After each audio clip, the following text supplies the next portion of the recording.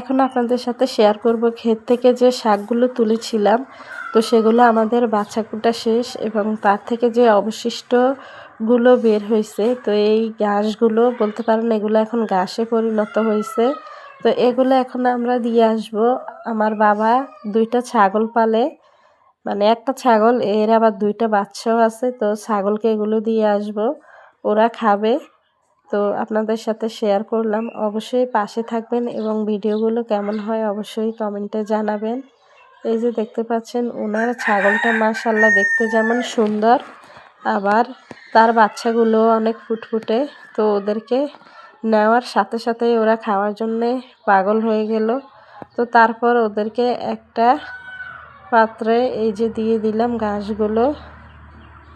আমরা আমাদের এখানে শাকগুলোকে হেলেঞ্চার শাক বলি। এই হেলেঞ্চার শাকের যেই অবশিষ্টগুলো রয়েছে ওগুলো যখন ওদেরকে দিলাম ওরা খুব তৃপ্তি সহকারে খাচ্ছে। তো একটা বাচ্চা এগুলো খাচ্ছে না, ও ওর মতোই খাবার খাচ্ছে। আর একটা বাচ্চা খুব সুন্দরভাবে তার মায়ের সাথে খাবারগুলো খাইতেছে। তো আমার বাবাকে আল্লাহ দীর্ঘায়ু নেক হায়াত দান করুক। উনি আসলে অনেক পরিশ্রমী। তো উনি পাশাপাশি সবগুলোই একটু একটু করার চেষ্টা করছে।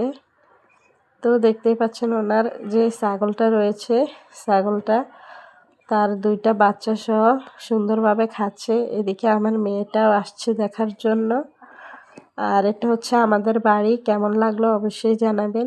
ওই যে ওখানে হচ্ছে ছাগলের ঘর, পাশাপাশি হাঁস মুরগির ঘর। আর এটা হচ্ছে আমাদের একবারে মেইন রোডের পাশেই আমাদের বাড়িটা। তো আমাদের বাড়িটা কেমন লাগলো অবশ্যই কমেন্টে জানিয়ে দিবেন। তো আমাদের কিন্তু আবার কিছু হাঁস মুরগিও আছে।